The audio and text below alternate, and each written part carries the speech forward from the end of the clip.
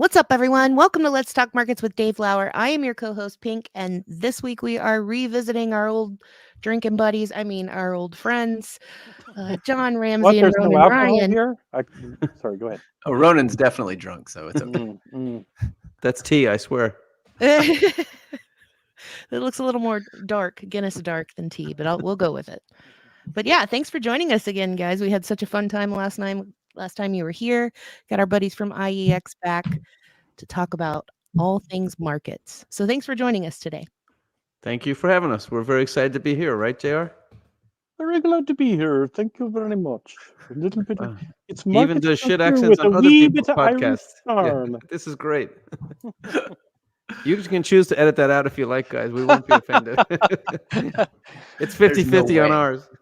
There's no way. That's no way we're editing that out. Well, last time we had John, and it was really gracious of you to join the number 2 at the time Market Structure podcast, being, the top dogs in the market structure podcast space. What do you mean at the time? Wait, we're still number 1, aren't we? At the time. What are you suggesting, Dave? Move over. Now I gotta say maybe it's gracious of us to have you on.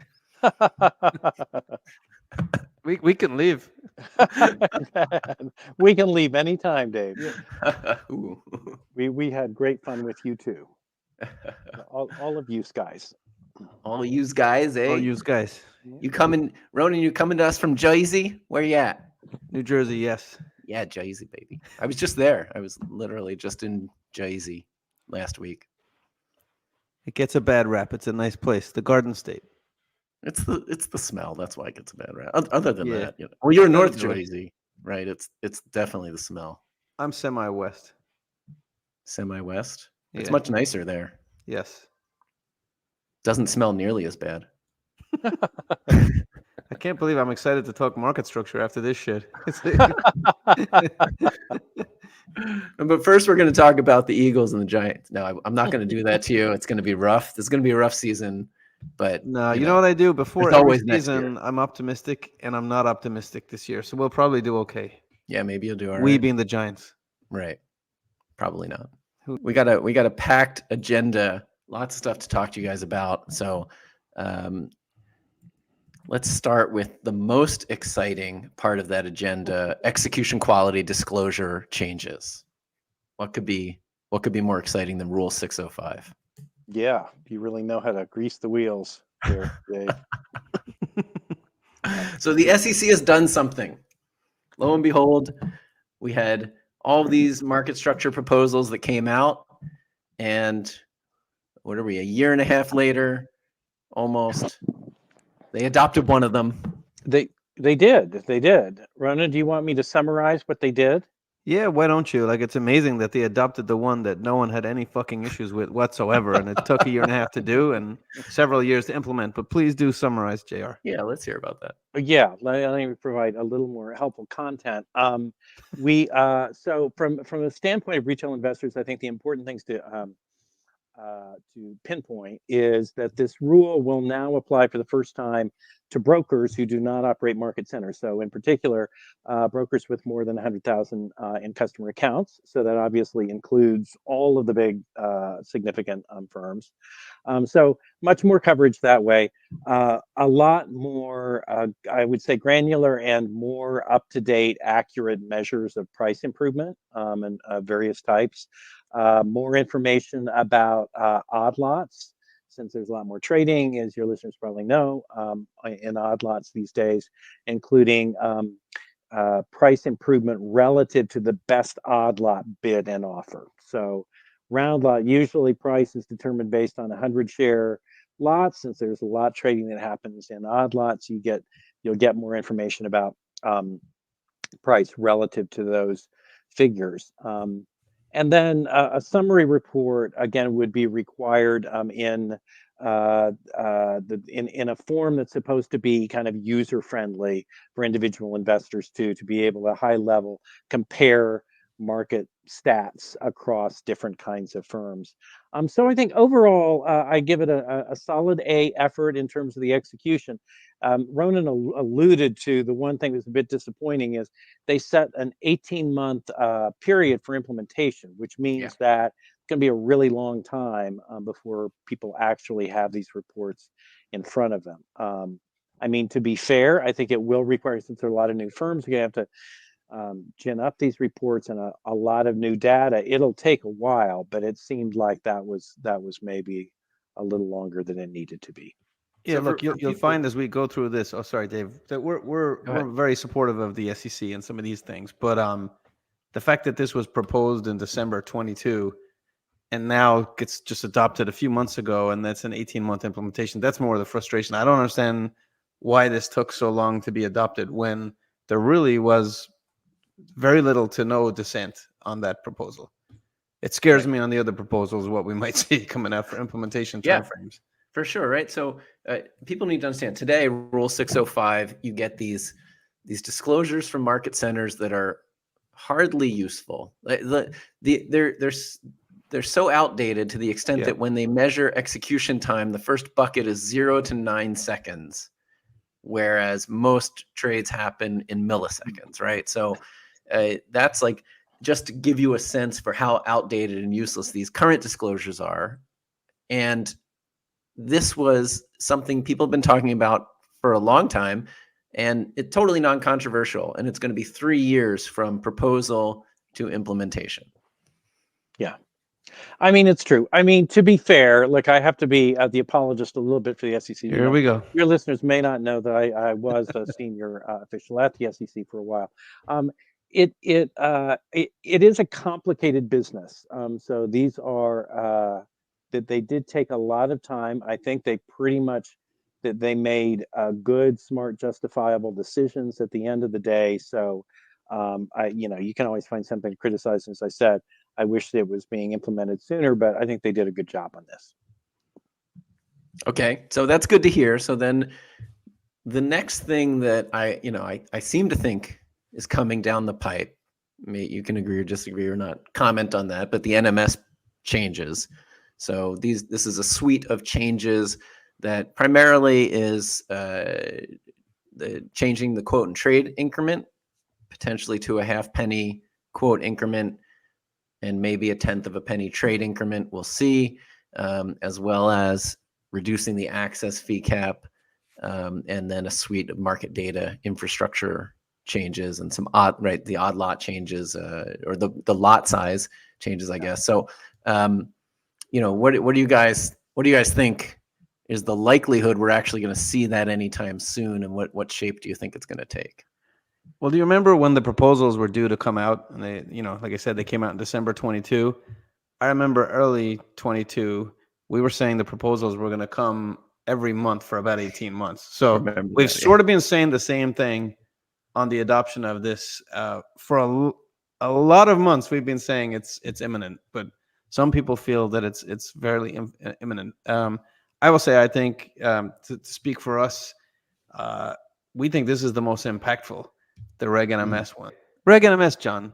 Yeah. Tell us your feelings there. Now, So do you think we're close to adoption? Our hope is that the tick size and some other changes will help to make exchanges more competitive with other market venues. But at the same time, exchanges need to be held to high standards in terms of efficiency and access to investors. So one of the things that we're counting on is for the SEC to substantially reduce the cost to access exchange quotes across the board, the so-called access fee cap. So we're hopeful that they will do both of those things. Both of those could be very impactful. You mentioned minimum trading increment day, Dave. I'm less optimistic that they'll do that, in part because of legal risk, and we can talk a little bit about legal risk, but also not sure at the end of the day how much impact it would have, in particular on prices that retail investors get, in the absence of doing something like the order of competition proposal, which is a separate one. But big picture, we expect it to happen soon. We think it will be broadly positive. I'm surprised to hear you say that. So I'm not surprised that maybe they won't do anything because of legal risk, which we can talk about in a second. But let's say, for example, they harmonized quoting and trading increments. So they shrunk it down to half a penny for tick constrained names, which is a likely outcome. Yep. And either harmonized it with a midpoint exception for trading or put in a 10 mil trading increment. You don't think the 10 mil trading increment, let's call it, which is the more likely move, you don't think that would improve execution quality broadly and make off exchange venues John's less supportive of it, competitive? right? Yes, oh, Yeah. absolutely. I'm supportive of it. I just, I think it would make a difference at the margin. So what it means that if you have like a 10 mil minimum trading increment, it would mean that price improvement would have to meet at least a 10 mil threshold. Right. Most prices tend to kind of cluster at that sort of 10 mil kind of increment anyway. So in terms of actual how much difference it makes in terms of how many retail transactions, I'm not clear about that. But I do think that it presents more legal risk than the other pieces, because the other pieces involve just kind of updating existing regulation.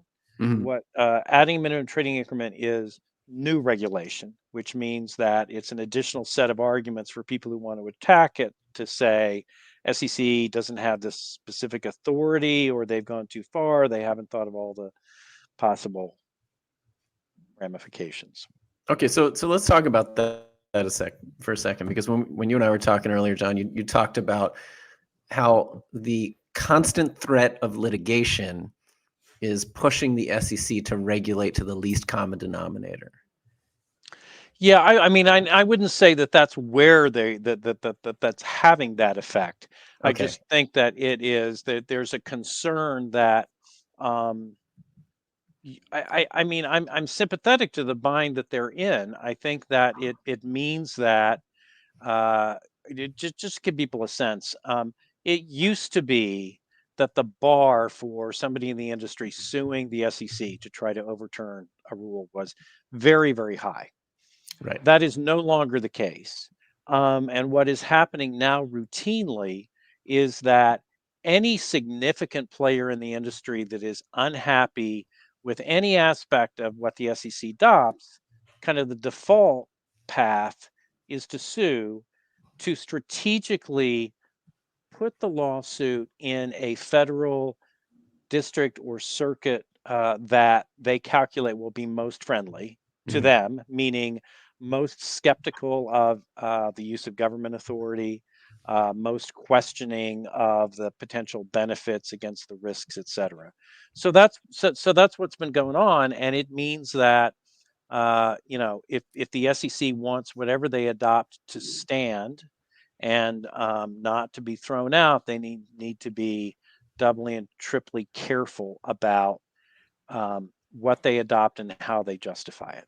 So Yeah, that's just the Dave. world that we live in. I I was going to say, Dave, I know you know this, but maybe all of your listeners don't know. But to John's point, the transaction fee pilot, the SEC lost that lawsuit back in 2019, and that was just a proposal to institute a pilot in 10% of names to ban rebates. And if you can't even let the SEC, propose a pilot and implement a pilot, I think a lot of people were shocked that they lost that one.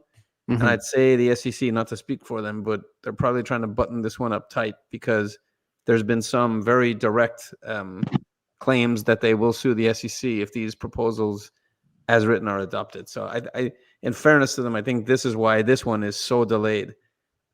I think both Citadel and Virtu have been very vocal in the fact that they will sue. And if you read Citadel's comment letter on the proposals, it's just like it's their legal brief that they're going to file, basically, right? Yeah, I think Doug Sifu publicly quoted or said on a panel anyway, so I'm not saying anything he didn't say publicly, that there would be Right. a conga line to sue the SEC on these Right. proposals. Al- So, al- although yeah. although to be fair and distinguish between the two, I think Virtue has been most vociferous about suing them on the order competition rule if it's Yeah, adopted. that's true. And I think they've been very clear about that.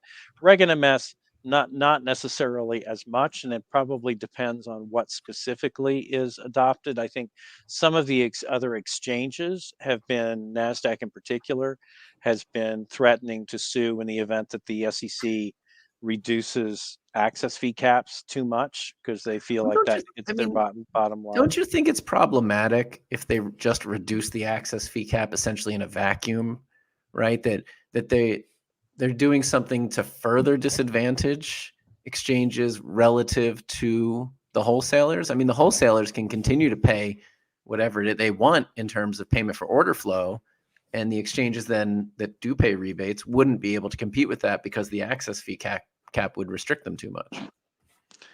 Yeah, I mean, it's a complicated answer to that. I don't think that reducing access fees to exchanges necessarily means that exchanges have a harder time competing. It just means that it disrupts the maker-taker system where exchanges are paying really rich rebates to a small number of firms and are able to fund those rebates in large measure by these huge access fees that they're collecting from investors disproportionately, right? So I think it disrupts the system by which exchanges currently compete. It doesn't in a way that we think is healthy, because we think Yeah. it means that exchanges then are forced to compete more on the basis of good execution quality, not just kind of like fee games that they can play with, who can they pay off and who can they manage to charge through the nose. So Yeah, let's go off on a total tangent for a second. Did you ever read Eric Budish's paper on exchange innovation? I assume you Is must this have. the batch auction one?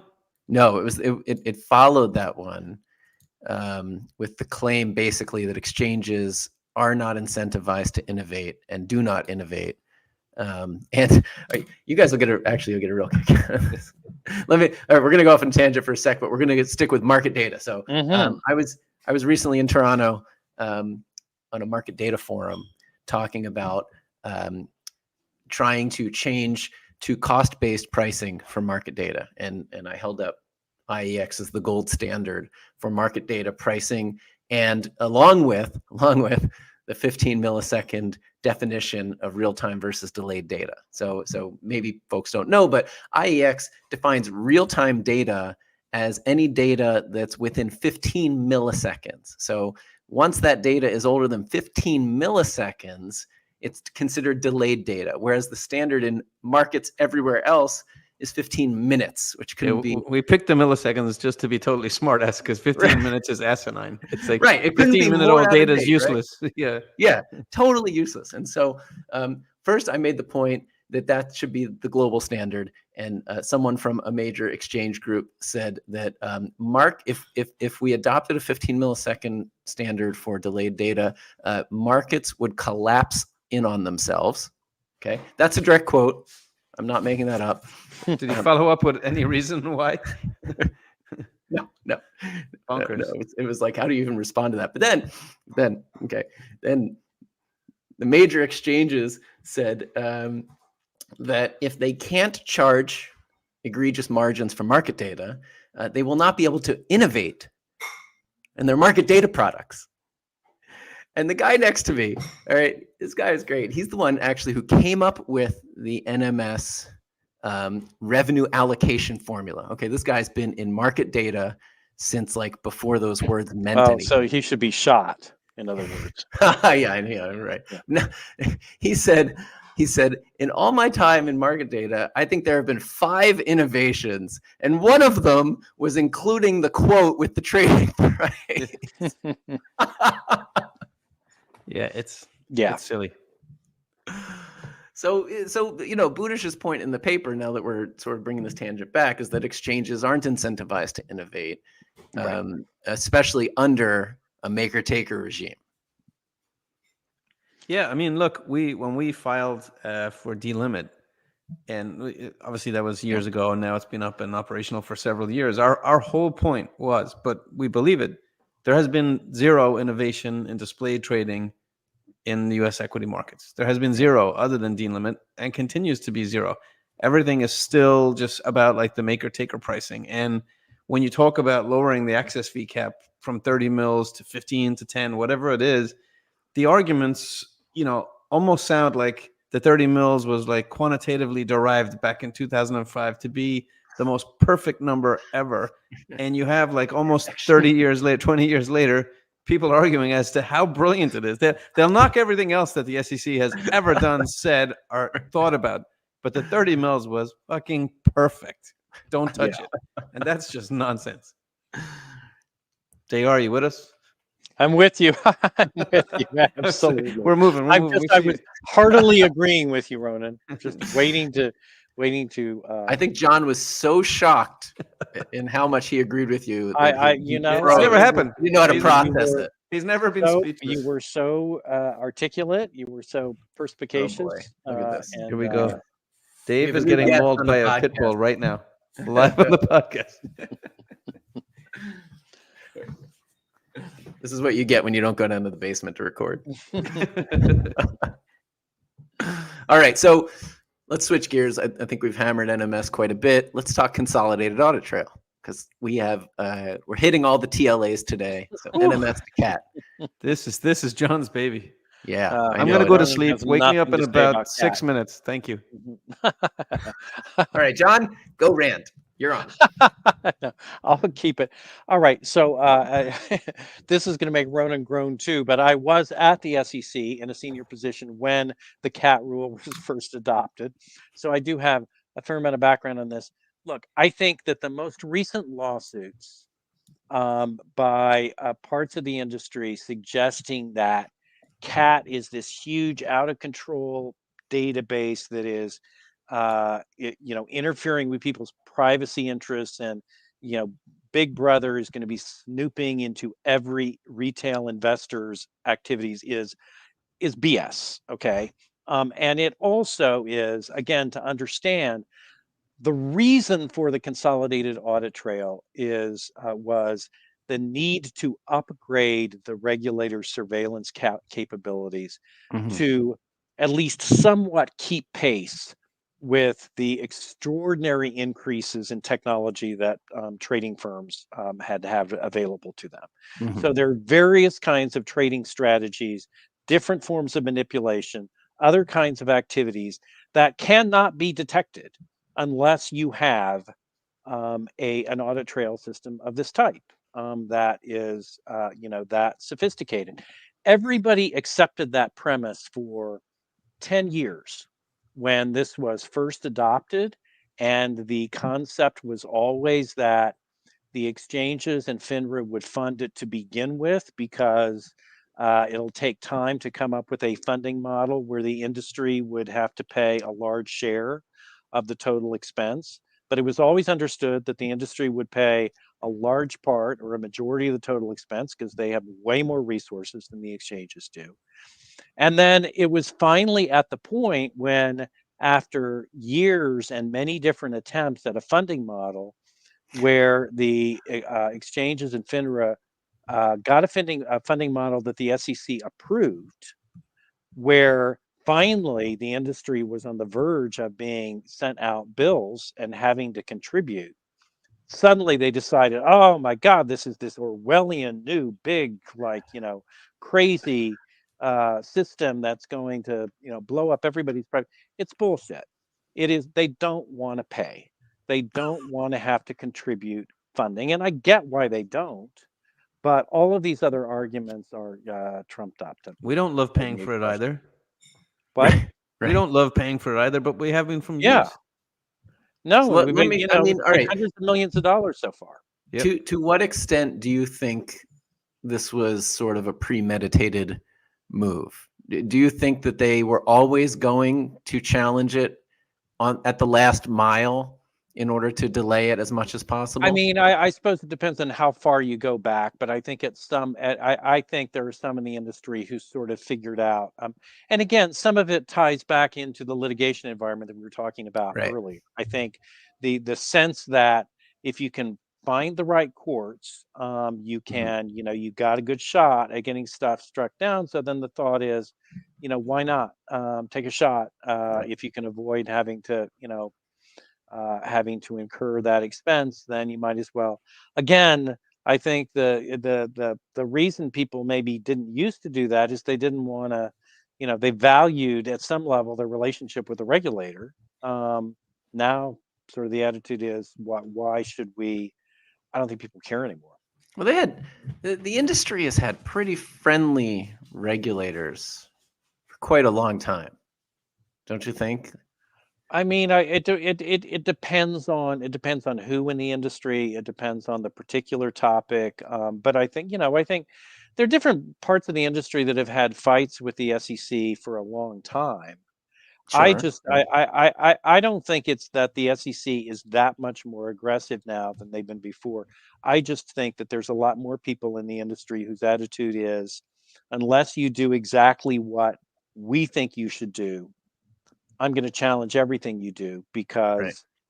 because I can Because you afford can, to. and Because that the the cost courts of have litigation is so small relative to their potential revenues. payoff. Yeah. Yeah. And the complexity of the courts changed dramatically over the course of the last administration. I think that's right. I mean, even our Ronan talking about delimit, even that was challenged in federal court, and we got the D.C. Circuit to unanimously uphold it. And but it took way over a year to kind of get through that litigation. So yeah, it's an unfortunate fact of the world that we live in, but we just have to deal with it. Okay, so let's shift gears one more time. Let's talk about 24-hour trading.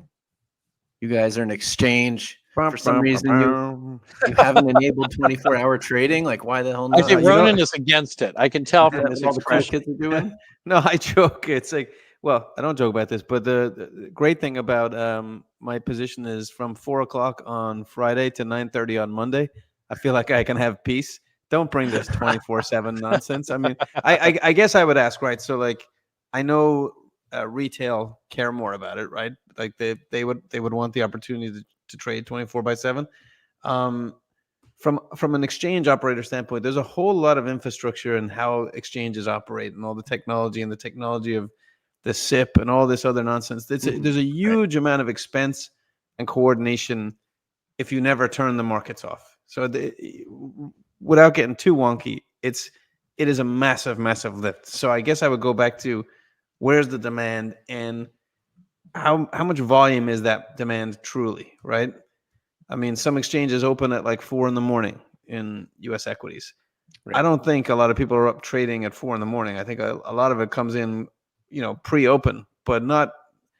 I just don't know that it makes any sense, to be honest. That's my take. Ramsey will probably have a more educated version of that. I would also point out, I don't know if you look at this much, but I do, because we have been building a platform to produce charts. Okay. And if you pull in the SIP data and produce charts off of it, you see everything from a trading perspective.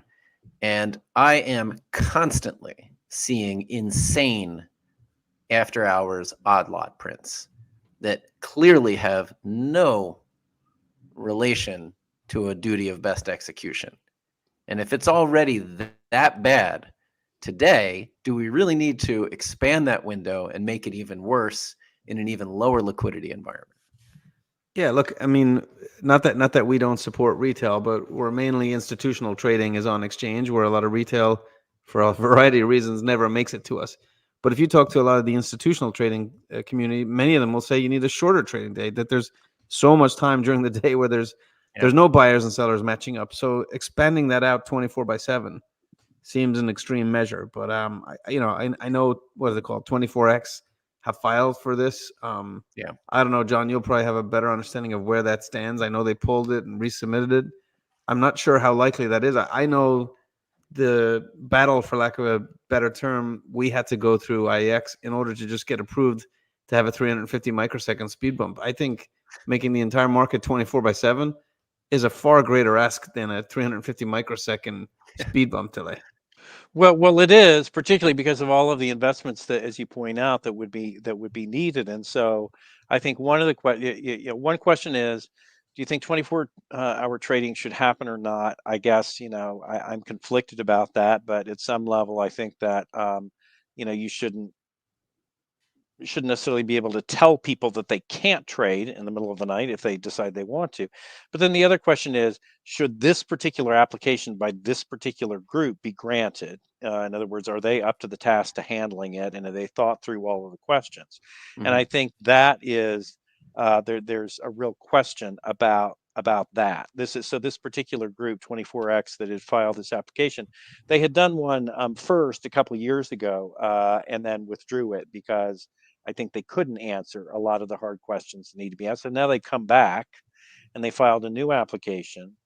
And one of the features of their new application is they've said, we're going to outsource all of our technology needs to Memex, which is a competitor exchange. But they haven't really sort of made clear how that squares with their obligations as an exchange to make sure that they're complying with all of the rules and that all of the technology stays current and all of that. So that's a bit weird, a strange aspect of it. So that particular application, it will stretch on until late in the year. The SEC doesn't have to render a decision on it until then. And I mean, look, I think that any responsible financial advisor who is really concerned about if you go to them for advice, would probably say there is no good reason to want to trade in the, you're Right. never going to have sure. enough liquidity so that the risks would justify it. So I think people would warn you away from that. So then the question is, well, we're overhauling all of the infrastructure in order to create, more flexibility for day traders in Asia or wherever. I don't know. What's the relative cost and benefit in that?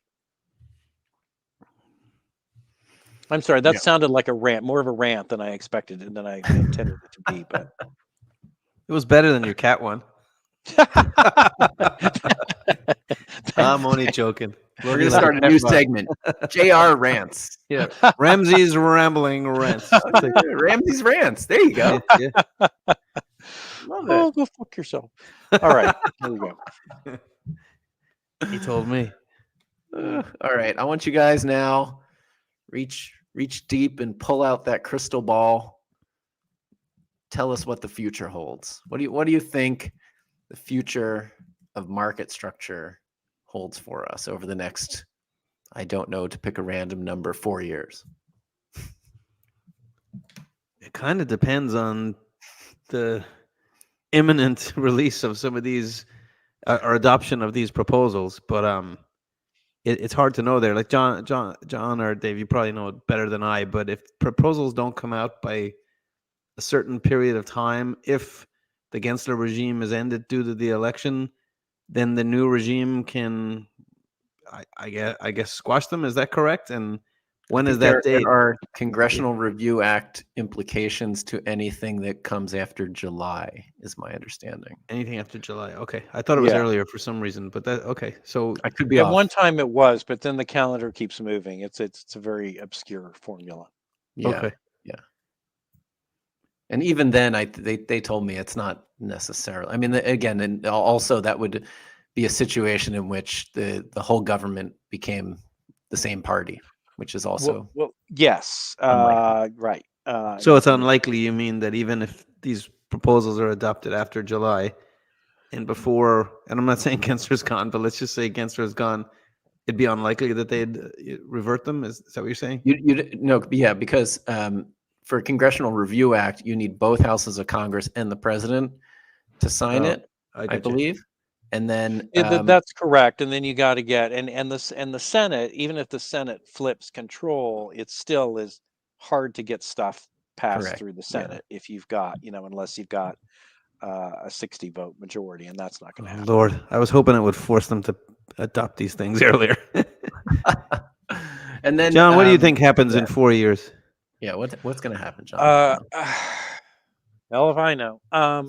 I think broadly, I think that Reg NMS changes, the type we just described, will be adopted. I think some kind of best X changes will be adopted. I think other measures probably to encourage more displayed trading on exchange likely will happen. And I think all of that will be to the benefit of investors, because I think, in fits and starts, the whole arc of regulation in this country, and one of the reasons we have the most vibrant markets in the world, is because they're more investor friendly. That the system is more investor friendly than any other system. So I think that trend continues. It's just that, like progress in anything, it's not in a straight line. You Mhm. kind of like. And GameStop will have a larger market cap than Apple. Yeah, yes. I Who know you got knows? to check with Roaring Kitty on that Yeah, one. yeah. You find heard out. it here first, folks. Yeah. No, you didn't actually. You definitely heard on Reddit before, but now official. Now it's been Let's talk about validated. Now Yeah. the fat cats have validated it. Don't take financial advice from Ronan. Whatever. No, you do not. In fact, go the opposite way always. No, nobody's going to fade you on that pick, Ronan. Everyone agrees with you. Thank you. And this is we're recording this on a day that GameStop's almost doubling. So, You couldn't give me that. You should have said I did it before. efficient markets and such. I do. I will say I do think that the SEC is going to continue, and all government agencies going to have to look at AI in all of its manifestations. Continue to track that very carefully in terms of, but both how firms use it to interact with retail and other investors, but also how they use it for trading purposes, and and there are real potential benefits, but for sure there are some significant risks too. And I do think Gensler is right to be focused on those risks. Do you think let's think about the possibility that there is a change in administration and Gensler is out? Do you think an incoming SEC chair takes a wrecking ball to everything that he's done? I mean, not necessarily. Depends entirely on who it is, and it feels like whoever it is would be a complete crapshoot, right? I mean, no. I mean, Jay Clayton kind of like I would came say from out of let's the take Jay pack. Clayton as an example, right? Trump already picked an SEC chair once. It was Jay Clayton, right? So. Yeah. I mean, I think from our perspective, Jay Clayton did a pretty good job. He certainly was. I think he was pretty measured about what he did. So it completely depends on. I would argue he deferred to industry dramatically. But for sure more than Gensler did. No question about that. But he also didn't come in with an agenda of saying, I'm going to reverse everything that happened before that I don't like.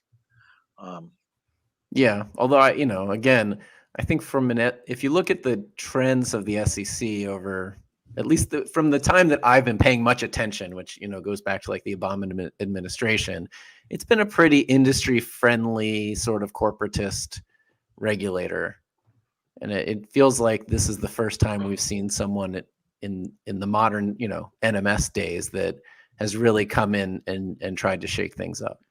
Yeah, like he's definitely someone where when you go to these conferences, it's almost like the bully pulpit where people like to rally in unison against him without even really knowing why they're chanting and charging with pitchforks. So I think it's a little unfortunate because Gensler's tried to do a lot, and I think maybe he tried to do too much, and it just makes it easy to point that out and piss people off.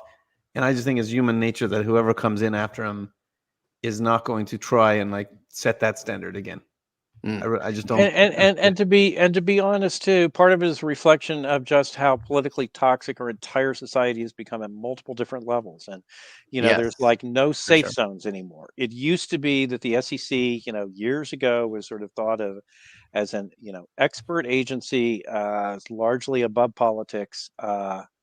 Is there anybody like that left? I don't know. Besides you and I, John. It's us. We're the last refuge.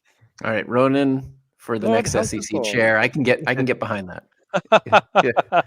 You couldn't pay me all the money in the world. Comic relief value for sure. I would go for it for that reason.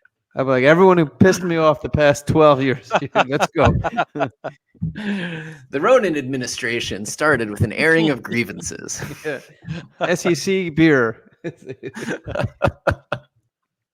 Let's talk about the consolidated audit trail and the intense industry opposition that has suddenly materialized out of nowhere. Do you think it's truly about privacy and protecting retail investors, or is it about profits and not wanting to be surveilled? Go, John. Is that a rhetorical question? It's nothing All right, about on to the next protecting one. the privacy of retail investors, and it is all about profits and not wanting to contribute. Okay. I echo that sentiment. All money. All right. 24-hour trading. Do you think it makes any sense? Is it needed? Is there demand for it? And do you think that the potential benefits outweigh the significant costs to it?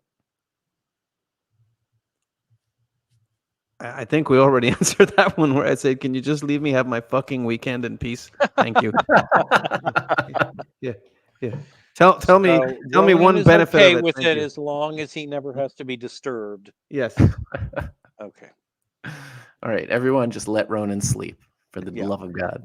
Just on Friday and Saturday nights, please. All right. Well, we didn't talk about this one, so let's here. You get 60 seconds to respond to crypto. Gensler has taken a pretty aggressive stance towards crypto. He seems to think that most of these things are securities, and he wants the SEC, from an enforcement perspective, to come in hard. Do you think this approach is working? Does it make sense? Is there anything, who people are being defrauded? Who is the cop on the beat right now? It's hard to say if his approach is the exact correct approach, but if you sit back and you look at a lot of these tokens or these things that they argue that are securities, I think they're less than securities. I think most of them are complete, as we say in Ireland, bollocks.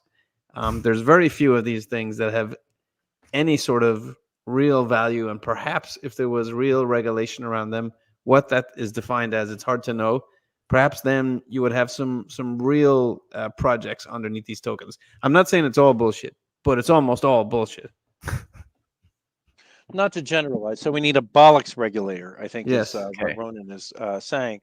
I'd love No, anyone to argue that it's not. It's like it's I want to be a little careful because I assume that there are probably a lot of your listeners that are that like investing in crypto in some way, Yep. shape, or form, and probably think that the SEC has been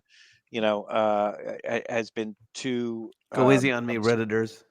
yeah, right. So But you're fucking wrong. don't hate us. Don't hate us. But as former SEC guy, I would say that I think Bitcoin aside, because Bitcoin is a different kind of thing, I think most of the rest of this stuff sure does look like a security if you look at the history of the case law and kind of everything else. So then you can say, okay, fine, maybe the SEC has jurisdiction, but they can also choose to take a kind of a lighter approach to how it is they choose to regulate and to provide more guidance than the SEC has done. Um, I think the problem is that there has been an awful lot of fraud, money laundering, use of a lot of these things for illicit purposes that, the SEC and other people in the government have to be concerned about. I think from a customer protection standpoint, large parts of the crypto market have been kind of a shit show.